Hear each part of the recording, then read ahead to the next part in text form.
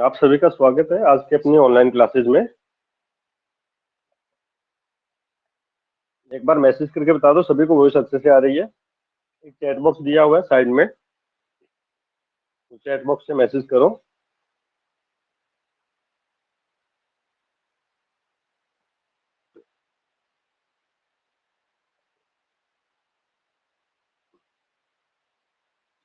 Voice आ रही है सभी को? वॉइस आ रही है सभी को?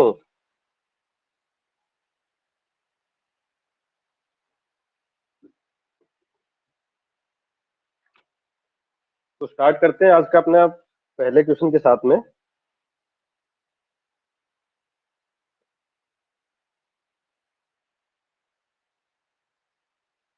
पहला क्वेश्चन स्क्रीन पे शो हो रहा है आपको। फटाफट कमेंट भी करने हैं साथ में देखना भी है। In the pancreas which are the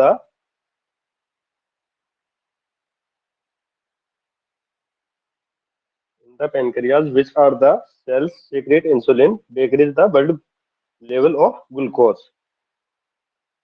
तो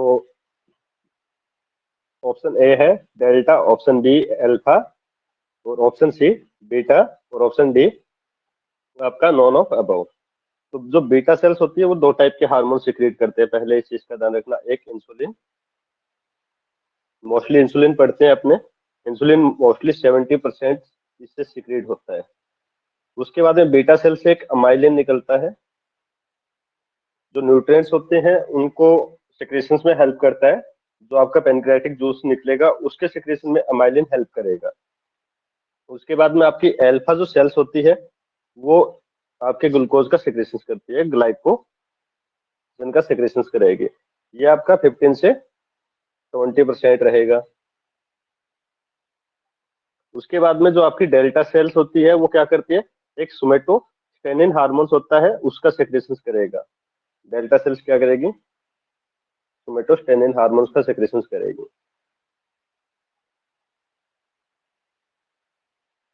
सोमेटोस्टेनिन। अब एक जो आपका इंसुलिन का क्वेश्चन बनता है कि इसका नॉर्मल वैल्यू कई बार पूछ ली जाती है, फास्टिंग नॉर्मल वैल्यू, इंसुलिन की फास्टिंग नॉर्मल वैल्यू पूछी जाती है।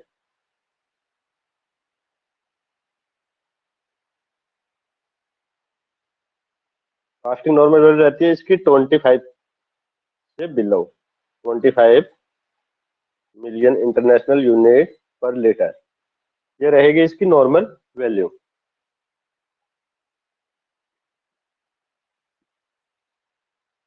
और इसका जो सिंथेसिस होता है इंसुलिन का, कौन सा नर्व सिस्टम है वो मेंटेन करेगा या कंट्रोल करेगा, तो ध्यान रखना एएनएस, ऑटोनॉमस नर्व सिस्टम का पार्ट में आपका करेगा sympathetic nerve system. Sympathetic nerve system, nerve system, ये सब चीजों का ध्यान रहना चाहिए। अब देखते हैं अपना next question. The endocrine glands responsible for the body circadian rhythm is option A thymus, option B pineal glands, और ऑप्शन सी पैराथायरॉयड ग्लैंड, और ऑप्शन डी पिट्यूटरी ग्लैंड्स। फटाफट कमेंट करो। सर्केडियन रिदम को मेंटेन कौन करता है, कौन सी ग्लैंड है मेंटेन करेगी? फटाफट कमेंट करो।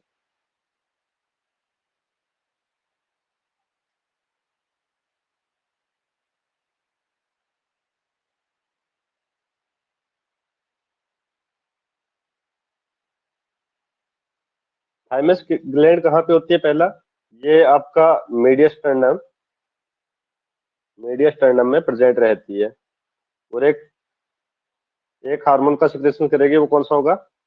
थाइमोसिन, जो टी लिम्फोसाइट के डेवलपमेंट में हेल्प करता है। किसके? टी लिम्फोसाइट के डेवलपमेंट में हेल्प करेगा।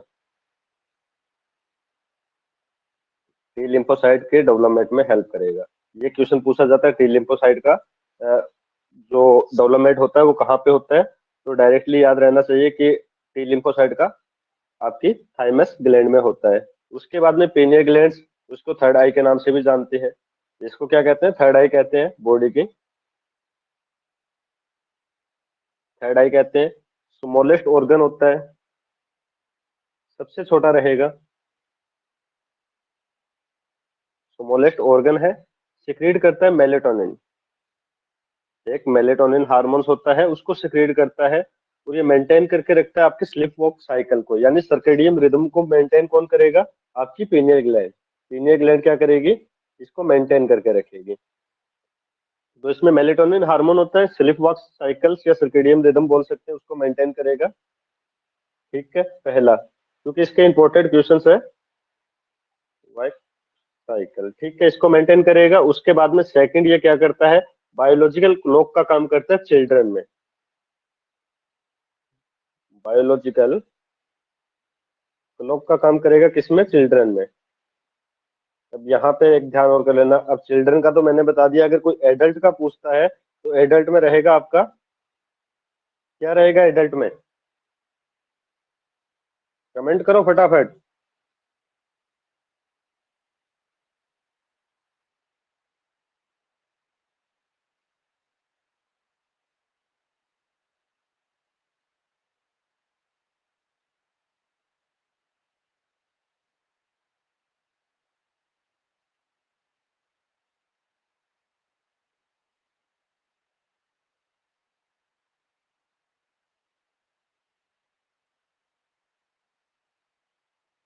कमेंट करो फटाफट, क्या रहेगा? हाइपोथैलेमस करता है या सेरिबेरम? देखना, नेक्स्ट क्वेश्चंस देखते हैं। कमेंट नहीं आ रहे हैं। नेक्स्ट है, which gland control the basal metabolic rate? कौन सी ग्लैंड है वो बीएमआर को कंट्रोल करके रखती है?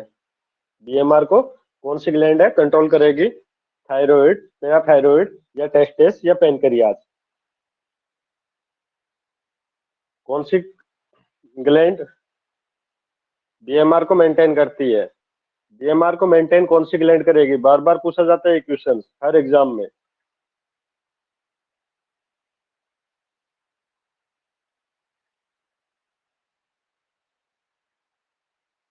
थायराइड ग्लैंड बीएमआर को मेंटेन करके रखेगी। थायराइड से तीन टाइप के हार्मोन्स निकलते हैं, T3, T4, T3, T4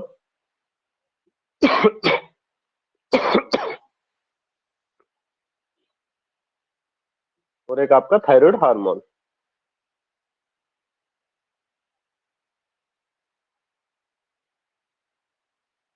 एक थायराइड हार्मोन्स, T3 और T4 दोनों क्या करते हैं? आपकी बीएमआर को मेंटेन रखते हैं।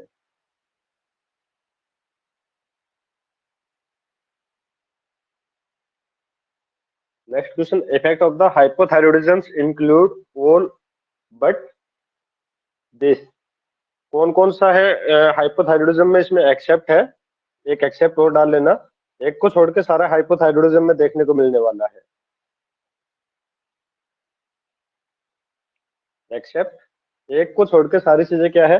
हाइपोथायरॉयडिज्म के साइन सिम्टम है। तो हाइपोथायरॉयडिज्म के इनमें साइन सिम्टम एक नहीं है, वो कौन सा है?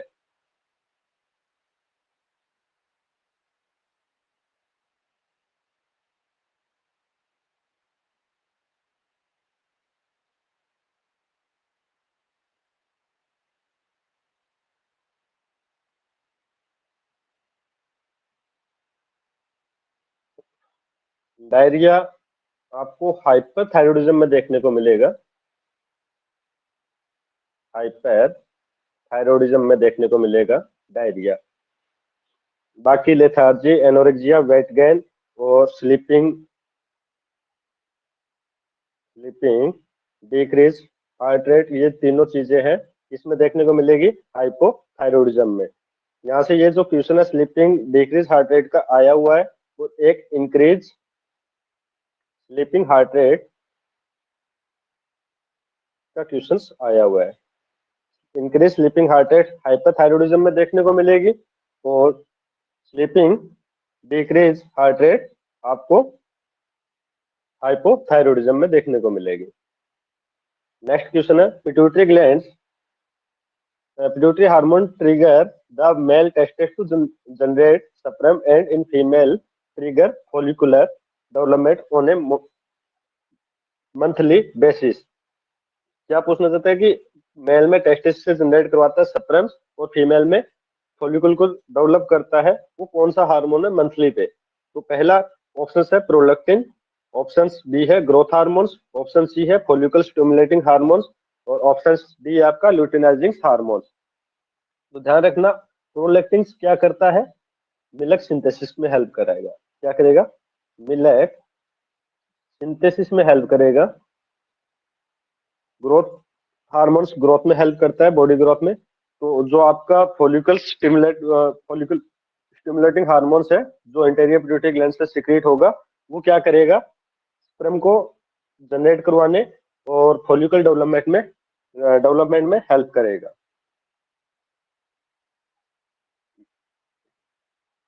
नेक्स्ट क्वेश्चन है, this is the most absorbed hormones produced by the anterior pituitary glands.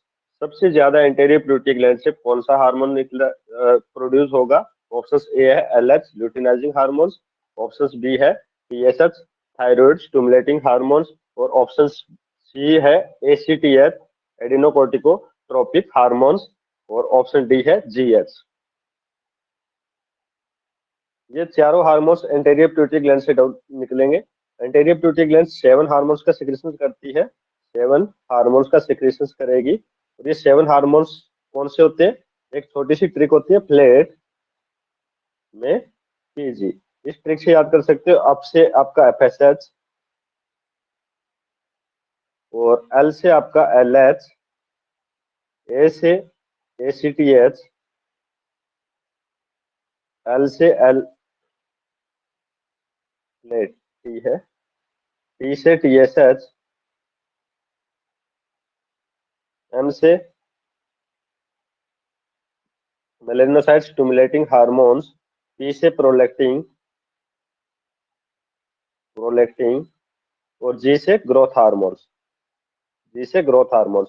तो ग्रोथ हार्मोन्स होता है वो सबसे ज्यादा प्रोड्यूस होता है एंटीरियर पिट्यूटरी ग्लैंड से। एंटीरियर पिट्यूटरी ग्लैंड से सबसे ज्यादा ग्रोथ हार्मोन्स है वो प्रोड्यूस होगा।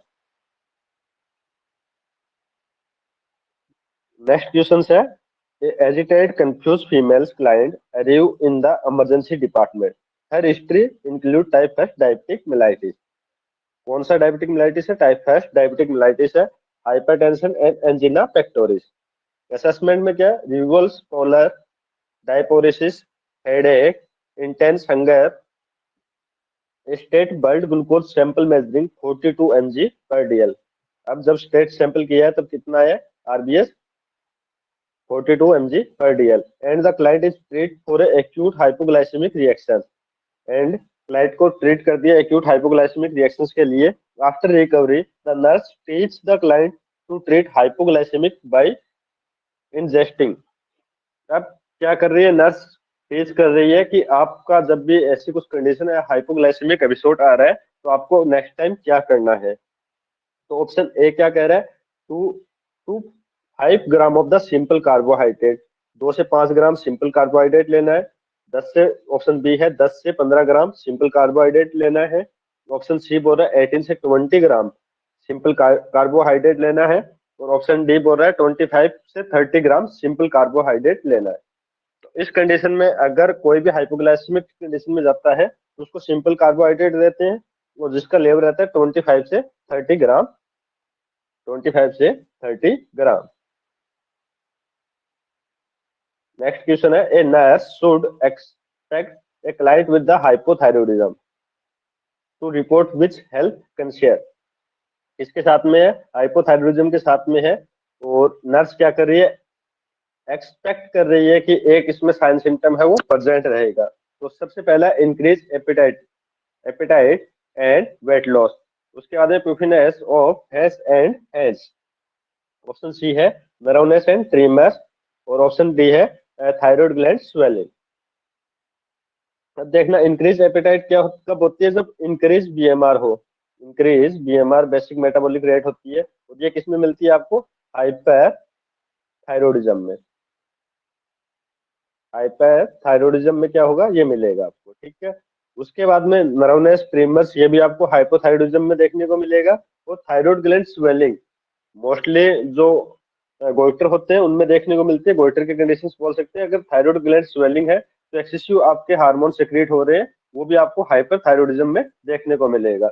याद रहा, टूफीनेस ऑफ फेस एंड हैंड्स, यानी डायरेक्टली बात करूं तो फैट का डिपॉजिट होना कहाँ पे, फेस पे और हैंड्स पे।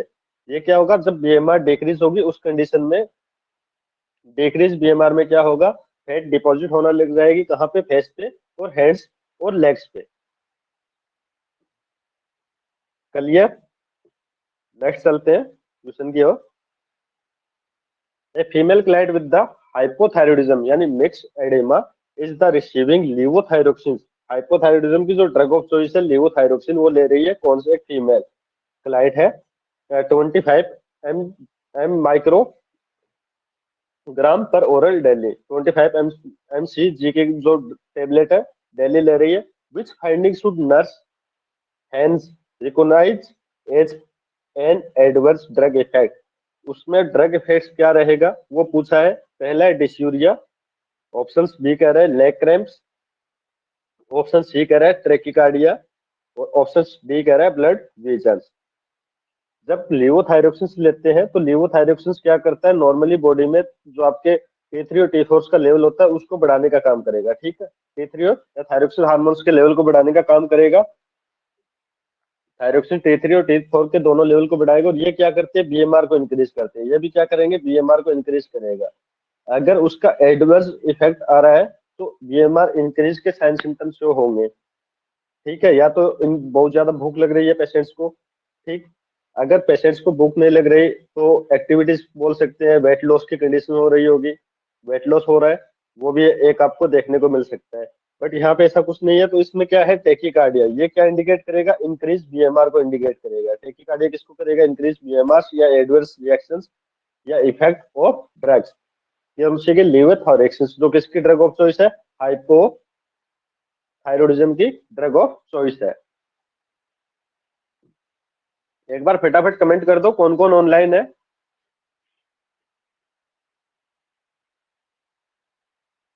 कुछ समझ आ रहा है।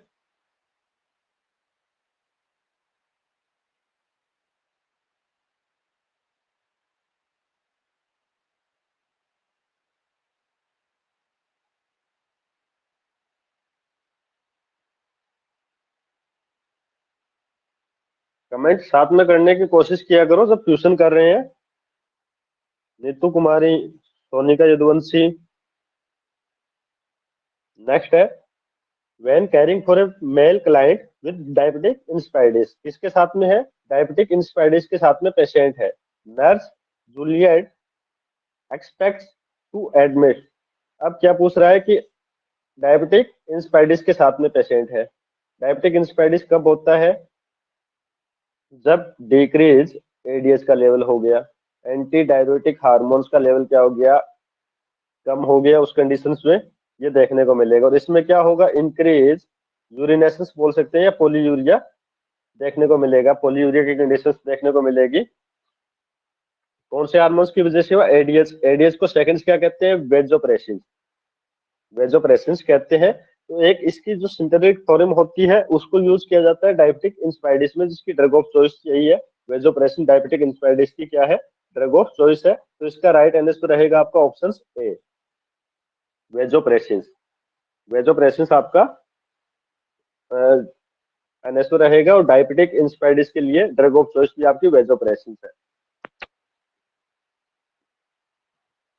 Next question, the nurse is aware that the following is most common cause of the hyperaldosteronism।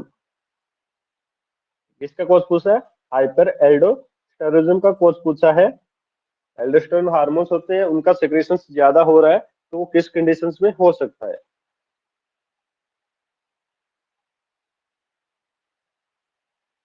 Option A कह रहा है एक्सेसिव सोडियम इंटेक, सोडियम ज्यादा लोगे तब हो सकता है।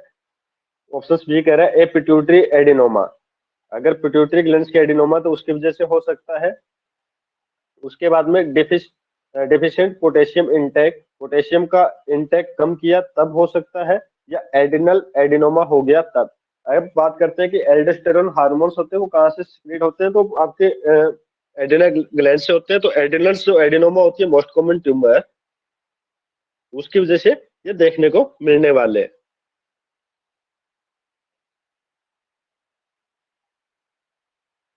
नेक्स्ट क्वेश्चन देखना, फ्लोइंग ए यूनिलेटरल एडेनोलेक्टोमी नर्स बेटी would assess for hyperkalemia shown by which of following। क्या हुआ है, यूनिलेटर आपकी एड्रेनलेक्टोमी हुई है, यानी एड्रेनल ग्लैंड्स को, एक साइड की एड्रेनल ग्लैंड्स को रिमूव किया है। अब पेशेंट्स किसके, जो नर्स है वो किसके लिए असेस कर रही है, हाइपरकैलेमिया के लिए असेस कर रही है, हाइपरकैलेमिया के लिए असेस कर रही है।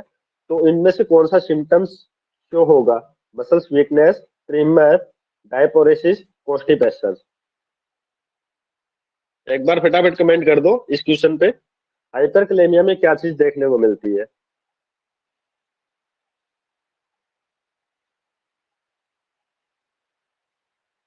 मसल्स वीकनेस देखने को मिलेगी हाइपरकैलेमिया में, हाइपरकैलेमिया में मसल्स वीकनेस देखने को मिलेगी। नेक्स्ट क्वेश्चन है, early this morning A female client has a सब total thyroidectomy during the evening rounds nurse tina assessed the client who now has a nausea and temperature of, क्या है, पहला nausea है उसको अभी, एंड टेम्परेचर हो रखा है उसका 105 डिग्री फ़ारेनहाइट, एंड ट्रैकिकार्डिया है, एंड एक्सट्रीमी रेस्टलेसनेस है। Which of the most likely cause of that sign.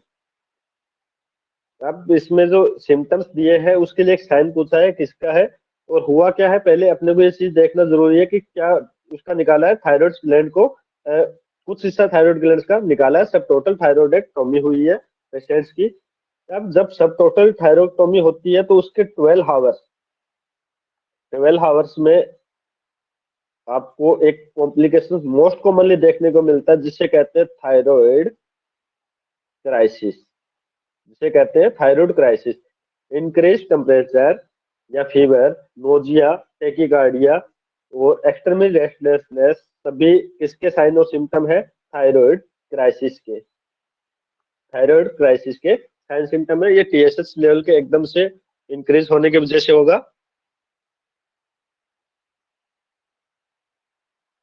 Next question, A female client with hyperglycaemia, किसके साथ में, हाइपरग्लाइसीमिया के साथ में है।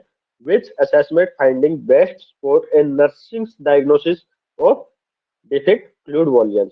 अब हाइपर जब ग्लाइसीमिया होता है तो हाइपरग्लाइसीमिया में इंक्रीज यूरिनेशंस देखने को मिलता है, पोलीयूरिया, पोलीयूरिया देखने को मिलेगा, और डिस्पेप्सिया देखने को मिलेगा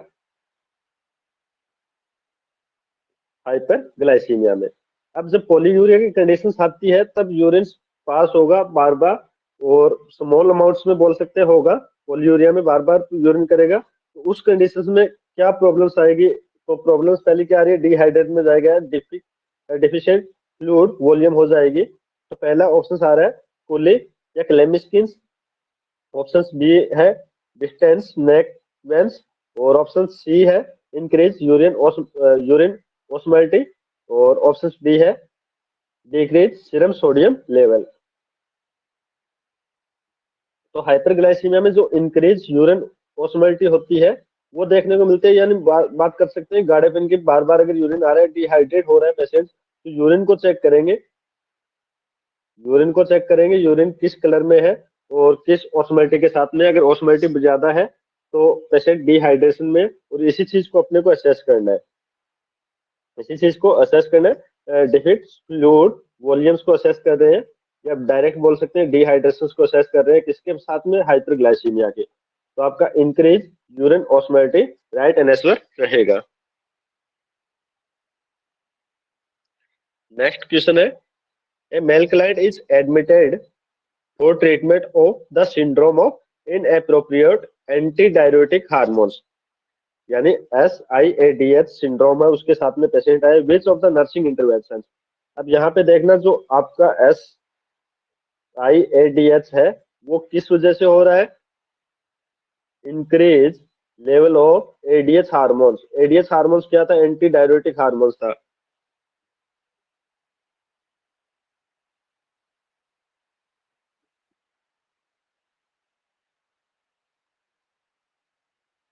सॉरी, डिक्रीज, हाँ, इंक्रीज एडीएच हार्मोन्स की वजह से आएगा। तो उसमें आपका नर्सिंग इंटरवेंशंस क्या रहेगी? पहला, infusing IV fluid rapidly as order, as order. उसके बाद में encourage, increase oral intake, encouraging करेंगे पेशेंट्स को किसके लिए? ओरल इनटेक के लिए। और उसके बाद में रिस्ट्रिक्टिंग फ्लूइड्स, और ऑप्शन डी है administer glucose containing ivy fluids. अब देखना, जब यूरिन आउटपुट, एडीएस वर्क क्या करता है? फ्लूइड, या बोल सकते हैं वाटर रिटेंशन का काम करता है, वाटर रिटेंशन का काम करेगा। डायरेक्टली बोल सकते हैं, जब आपके जीएफआर या नेफ्रॉन वाली स्टडी करते हैं, जब नेफ्रॉन की बात करें तो नेफ्रॉन में जो एडीएस होता है कहाँ पे काम करता है? मोस्टली कलेक्टिंग डक्ट पे। कलेक्टिंग डक्ट है वहां पे काम वर्क करेगा, डायरेक्ट वहीं पे वर्क करेगा। और क्या करेगा? रीएब्जॉर्ब करेगा किसको? री ऑब्जर्वेशन करता है किसका? वाटर का।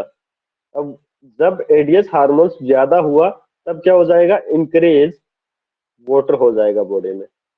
क्लियर? पहला कि इंक्रीज वाटर हुआ। अब अगर आप क्या करोगे? इन्फ्यूजिंग आईवी फ्लूइड करोगे तो और उसमें वाटर बढ़ने वाला है, पहले ही वो हाइपर वोलेमिया में है। अगर आपने उसको और फ्लूइड दिया तो और जाएगा। अगर इंक्रीज करता है ओरल इनटेक, तब भी क्या होगा? वो आपका हाइपर वोलेमिया में जाएगा। उस कंडीशन में क्या करते हैं? रिस्ट्रिक्टिंग फ्लूइड्स, सभी टाइप के फ्लूइड्स को होल्ड कर देते हैं, रोक देते हैं कि एक बार आपको कुछ फ्लूइड नहीं देना, जब तक बॉडी में आपका जो हाइपर वोलेमिया में है बॉडी, वो कंट्रोल में नहीं आ जाती तब तक। नेक्स्ट है, ए female client has a serum calcium level of 7.2 mg per dl. During physical examination, nurse Noha expect to assess। अब देखना सीरम कैल्शियम लेवल कितना होता है नॉर्मल, एक रेंज में बताऊंगा। सीरम जो कैल्शियम लेवल होता है वो होता है 11, 9 से 11 mg पर dl। अब ये क्या है? 9 से कम है, तो ये क्या हुआ आपका? हाइपोकैल्सीमिया। हाइपोकैल्सीमिया में है पेशेंट। अब हाइपोकैल्सीमिया के दो साइन और सिम्टम्स देखने को मिलते हैं। क्या हाइपोकैल्सीमिया के दो साइन सिम्टम मोस्टली जो क्वेश्चंस बनते हैं एग्जाम में, वो देखने को मिलते हैं? पहला होता है सोवेस्टेक, सोवेस्टेक, सोवेस्टेक साइन। जो फेशियल मसल्स होती है उनका वन साइड, एक साइड में झुक जाना। नॉर्मली अगर यहाँ पे फेस बना के बताऊं तो आपका जो ये, अगर ये फेस है किसी का, तो इसका वन फेस एक साइड में आ जाएगा, यानी यहाँ जो फेशियल मसल्स होगी, वन साइड की फेशियल मसल्स है वो एक साइड में रहेगी। उसके बाद में है सेकंड, ट्राउसिस साइन, ट्राउसिस साइन। इसमें क्या होगा?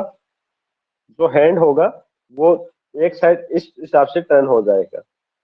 यहाँ आपकी फिंगर्स, जो हैंड्स के एल्बो, एल्बो और रिस्ट है, वो टर्न हो जाएगी अंदर की साइड, बॉडी की साइड में टर्न हो जाएगी। वो है आपका ट्राउसिस साइड। किसकी वजह से हो रहा है ये?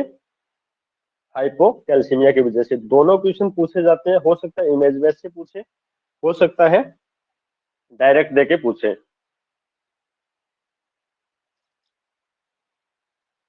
नेक्स्ट क्वेश्चन देखते हैं। During pre operative teaching for a female client who will undergo सब टोटल थायरोक्टोमी, क्या होने वाला है? पेशेंट को सब टोटल थायरोक्टोमी हो रही है, और आप क्या कर रहे हो? प्री ऑपरेटिव टीचिंग कर रहे हो। The nurse should include which statement. अब नर्स है वो क्या करेगी? कौन सा स्टेटमेंट है उसको इंक्लूड करेगी? तो पहला है, the head of your bed must remain flat for 24 hours after surgery.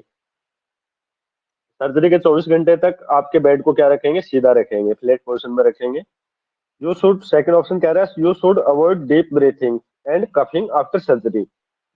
Avoid करना है किसको? डीप ब्रीथिंग को और कफिंग को आफ्टर सर्जरी।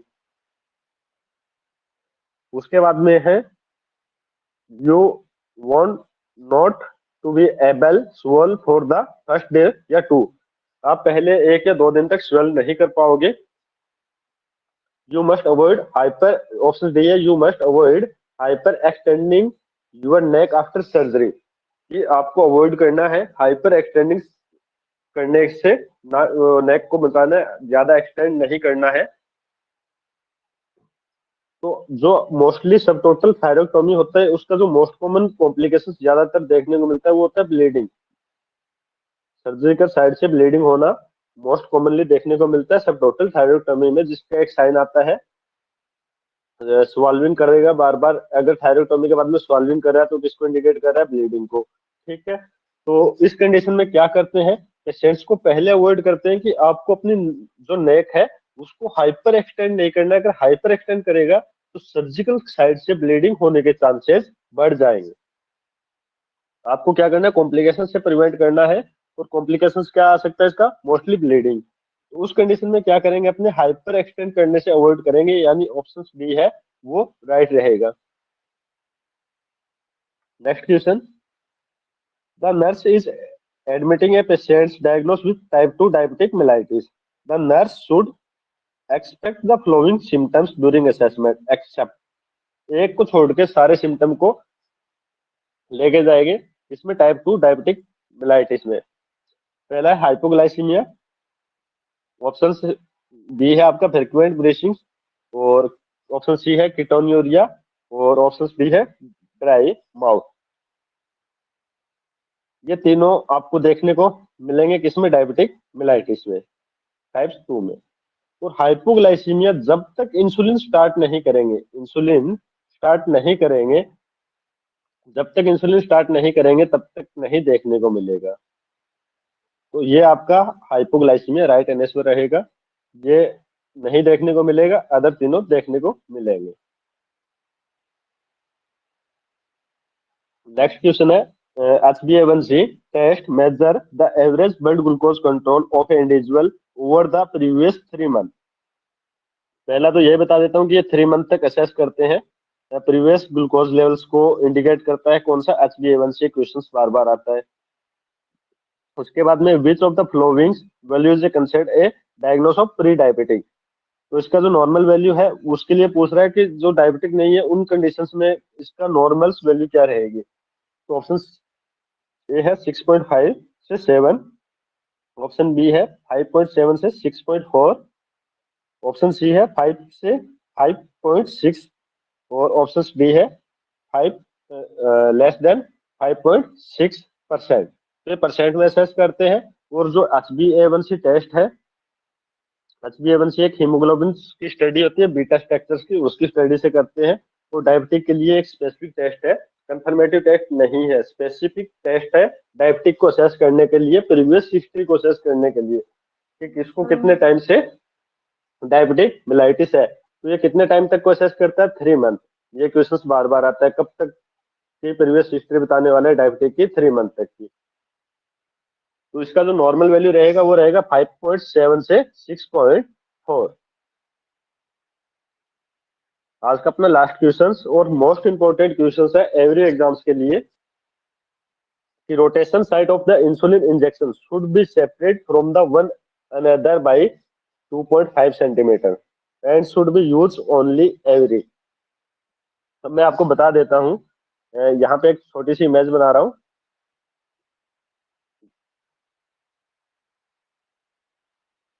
ये आपका एब्डोमेन है, यहाँ का एरिया, ये अम्लाइकल है। अब मोस्टली जो अम्लाइकल होता है, अम्लाइकल के साइड्स में अपने क्या करेंगे? इंजेक्शन देने वाले हैं। तो पहला क्वेश्चन ये है कि यहाँ पे अपने जब इंजेक्शन दिया, फर्स्ट डे क्या था? यहाँ पे ये क्या है? आपका फर्स्ट डे है, यहाँ पे फर्स्ट डे लिख रहा हूँ। उसके बाद में सेकंड डे जब इंजेक्शन देंगे या सेकंड डोज देंगे इंसुलिन की, तो वो क्या रहेगी? यहाँ पे ये है आपका सेकंड डे। अब इन दोनों के बीच में जो गैप था, इन दोनों के बीच में जो गैप था, इनका जो गैप ये रहेगा आपका 2.5 सेंटीमीटर। पहला क्वेश्चन सी है, बार बार आता है एग्जाम में। तो लास्ट बार भी आपका जनकपुरी एग्जाम में हुआ था दिल्ली का, उसमें आया था 2.5 सेंटीमीटर या 1 इंच रहेगा इन दोनों की डोज के बीच में जो गैप है वो। अब आ रहा है next.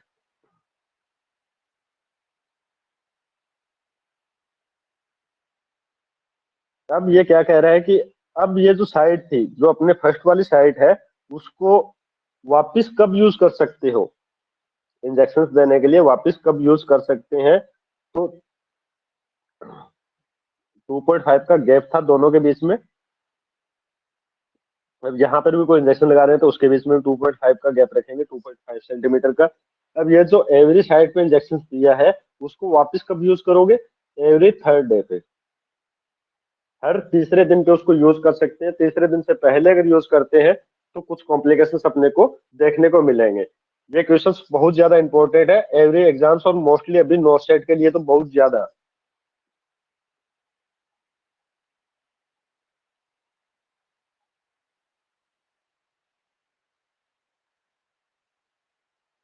Okay, thank you guys.